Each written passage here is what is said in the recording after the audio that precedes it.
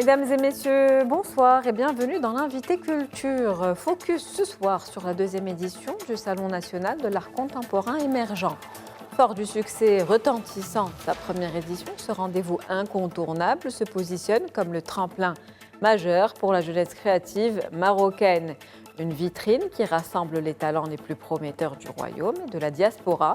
L'occasion de mettre en lumière la diversité, la créativité et l'innovation de la jeunesse marocaine en lui offrant une scène propice au développement de ses talents. Plus qu'une simple exposition collective, ce salon se veut une plateforme de partage, de formation et d'échange autour de l'art et de la jeunesse. Véritable tremplin pour la scène émergente, il permet d'intégrer les jeunes talents dans un réseau de mentorat, de promotion et de soutien professionnel, ainsi que de multiplier plutôt les opportunités d'une formation et d'une orientation professionnelle. On va justement parler de cette deuxième édition ce soir avec vous, Ilyes Lalami. Vous êtes fondateur et président de l'association Besma. C'est un plaisir de vous avoir avec nous ce soir sur Média TV. Plaisir partagé, merci. Alors, on va parler de cette deuxième édition du Salon national de l'art contemporain émergent. C'est important ce mot, émergent. Quels en sont d'abord les enjeux de cet événement qui dure déjà depuis le 4 novembre et qui se poursuit jusqu'au 24 décembre? Alors les enjeux, ils sont multiples. Le premier, bien évidemment, c'est de montrer au public la richesse et le talent créatif de notre jeunesse et d'offrir une plateforme à un moment donné, centrale, nationale, où tout le monde puisse être vu et voir tous ces artistes émergents. Bien entendu, ils ne sont pas tous là. Il y a une sélection qui est faite surtout faute de place et de taille. Mais entre l'année dernière et cette année, eh bien, on est déjà à plus de 80 artistes qui ont eu une visibilité et une première visibilité pour beaucoup d'entre eux. Vous l'avez dit, une plateforme nationale pour les mettre en avant, mettre leur travail en avant, leur donner un peu de visibilité, la visibilité qu'ils méritent d'ailleurs. Une première édition plutôt réussie avec un bilan positif. Là, c'est la deuxième édition qui est en cours actuellement, une troisième qui devrait arriver. Tout à fait. Vous nous confirmerez, oui, vous nous confirmez. Donc voilà. Déjà pour cette deuxième édition, quelles sont les nouveautés? Alors les nouveautés, eh bien, la première, c'est que cette année, nous avons lancé un appel à candidature au niveau du continent pour recevoir en résidence quelques artistes d'Afrique de l'Ouest, émergents aussi, de manière à établir un dialogue un petit peu sud-sud entre nos artistes. Donc on en a eu du nord des artistes marocains qui sont venus de la diaspora et du sud des artistes ouest-africains qui sont montés au Maroc. Ça fait un beau mélange en tout cas. Oui, magnifique. Et la deuxième grande nouveauté aussi, c'est que nous avons co-organisé avec la Fondation El Mada le nouveau prix El Mada Émergence qui a sélectionné 3 lauréats parmi les 43 artistes exposants, les 45 même. Voilà, c'est juste une manière de donner un peu plus d'éclat et un petit coup de main supplémentaire à quelques artistes qui se sont distingués un peu plus que les autres, parce que tous se sont distingués pendant l'édition. Un soutien supplémentaire pour ces artistes pour justement peut-être démarrer avec un bon élan, on va dire, une petite avance peut-être. Parlez-nous des disciplines artistiques qui sont représentées lors de ce salon. Alors, ce salon concerne les arts plastiques et visuels dans leur globalité. On a bien entendu la peinture, le dessin, la photographie, la vidéo, la sculpture. On a aussi cette année des installations.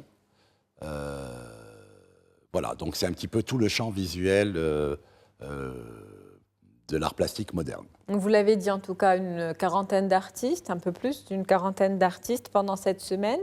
Ils exposent. Comment ces artistes, déjà ceux qui exposent actuellement sont choisis? Alors, ils sont choisis d'abord sur un critère d'âge, puisqu'ils ont entre 21 ans minimum et 35 ans maximum. Donc il y a une date limite Une déjà. date limite, tout à fait. D'ailleurs, on en a 3 ou 4 cette année. C'est déjà leur dernière participation. Heureusement qu'ils ont pu participer. Oui, tout à fait.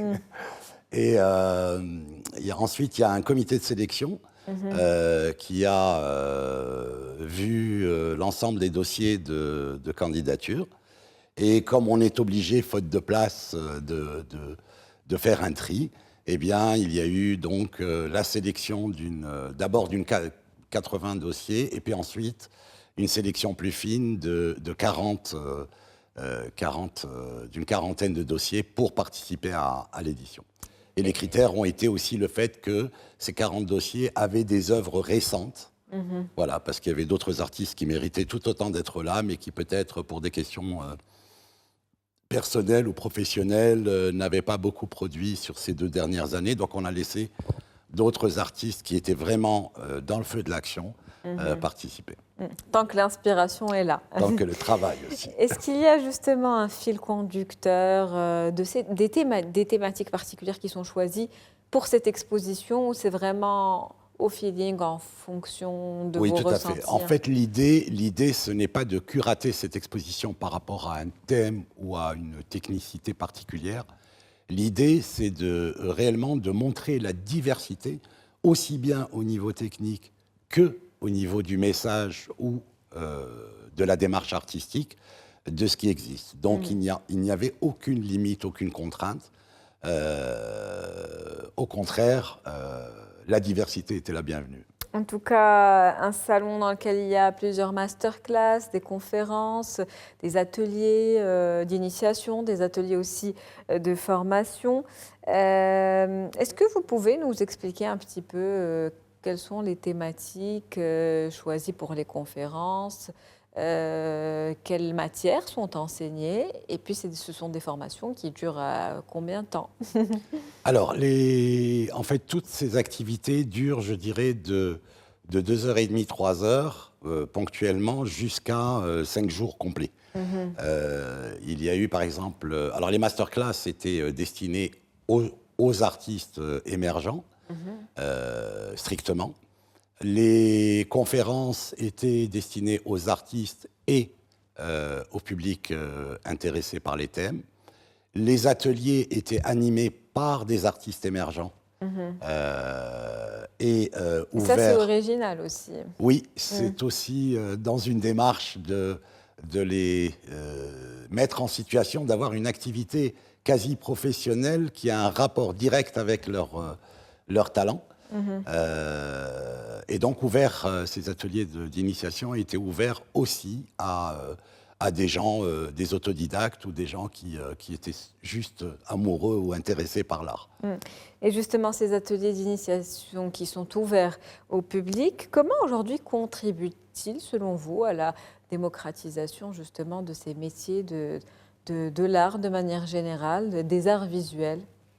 Écoutez, je pense qu'à chaque fois qu'on a l'opportunité de tester quelque chose qui nous fait rêver ou qu'on n'a jamais osé faire ou qu'on a toujours admiré et qu'on a l'occasion de le faire d'abord gratuitement, mais surtout dans un climat de bienveillance réel, puisque on a affaire à des jeunes artistes qui aiment ce qu'ils font et qui ont envie de le partager. Qui sont passionnés, c'est important de souligner. Et donc, c'est une occasion d'avoir un rapport très beau, très fort, avec quelque chose que peut-être on ne connaît pas ou quelque chose qu'on a toujours admiré de loin et qu'on a pensé impossible. Et que même si ça ne nous donne pas la certitude de pouvoir être un artiste, ça cultive en nous au moins le respect et l'amour de ce que font ces artistes. Donc je pense que c'est très important pour le développement aussi d'un plus grand nombre d'amateurs d'art dans notre société. En tout cas, il n'est jamais trop tard pour commencer. Tout à fait. Il y a aussi des programmes de mentorat, donc pour essayer de professionnaliser ces jeunes artistes, leur donner des opportunités sur le marché actuel, que ce soit au niveau national ou international. Tout à fait. Donc il y a eu une très très grosse masterclass qui avait eu d'ailleurs énormément de succès l'année dernière, et c'est pour ça qu'on l'a refaite cette année, qui est sur la construction d'un début de carrière pour un jeune artiste, qui a duré une semaine. Donc là aussi, pareil, c'est réellement les artistes, avec des professionnels, ont vraiment vu tout ce qu'ils avaient à faire et tout ce qu'ils pouvaient faire pour structurer leur carrière, structurer leur activité, se montrer comment évoluer dans le monde de l'art, etc., de manière très, très pratique, avec vraiment des cas très, très illustrés et mis en pratique. Justement, vous qui êtes très proche de ces artistes émergents, j'imagine que vous observez mieux que personne leurs difficultés, leurs contraintes. Quels sont les défis aujourd'hui pour ces jeunes artistes ? Alors, je dirais que, on est un pays en voie de développement, donc la difficulté première reste toujours socio-économique. On a un marché de l'art qui est un beau marché à l'échelon, par exemple, de pays tels que les nôtres, en tout cas au niveau continental. Maintenant, ce marché de l'art est tout de même petit par rapport à ce qu'il devrait être ou pourrait être. Au potentiel existant, en tout cas. Voilà, au potentiel existant.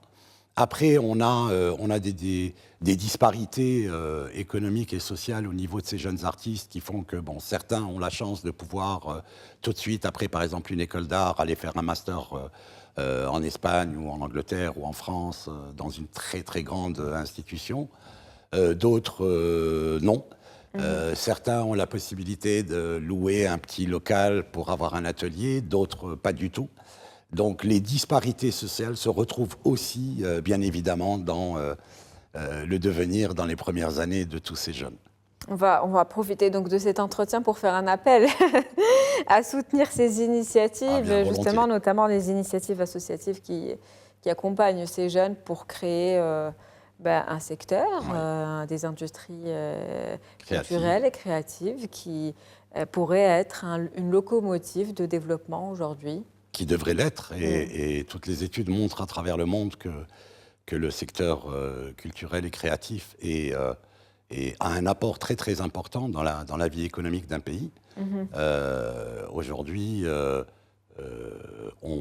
entre guillemets, on rate un peu cette opportunité-là. Il y a un manque à gagner. Il y a un manque à gagner, et aujourd'hui, on a des enjeux quand même qui sont importants. On a 2030 qui arrive à pas de géant. Et donc un afflux de touristes, un afflux de visiteurs étrangers qui, pour beaucoup, ont des standards de ce qu'ils trouvent ailleurs. On a une visibilité qui va être énorme et une occasion unique de montrer la richesse du Maroc. Et je pense qu'aujourd'hui, on ne peut plus se permettre de montrer qu'un patrimoine ancestral et ne pas montrer un pays en marche réellement au niveau culturel et créatif. Donc c'est ce pont-là qui existe entre l'ancien et le nouveau, entre le présent et l'avenir, qu'il faut réellement soutenir. C'est tout un écosystème et ça commence par d'abord la détection des talents au plus jeune âge déjà. Tout à fait, la détection des talents, les opportunités durant leur cheminement de manière à ce que justement ils continuent et qu'ils aient envie de continuer. Les premiers pas aussi. Il est anormal qu'aujourd'hui, on ait tellement de locaux communaux dans les villes du Maroc fermés et que ces jeunes n'aient même pas un petit atelier où travailler. Ce sont des choses qui sont très frustrantes aujourd'hui. Et je pense que... mon appel, c'est que les collectivités, les villes, les régions fassent appel à nous, et quand je dis nous, ce n'est pas notre association, c'est l'ensemble du tissu associatif dans ce secteur, au moins essaye de comprendre avec nous les enjeux et essaye de trouver des solutions qui, pour moi, sont faciles. C'est juste une question de volonté. Travailler en tout cas ensemble pour soutenir un secteur en pleine expansion. Merci à vous, Ilyes Lahalami. C'était un plaisir de vous recevoir. Je rappelle que vous êtes président et fondateur de l'association Basma. Merci. C'est la fin d'Invité Culture pour ce soir. Je vous souhaite une très bonne soirée.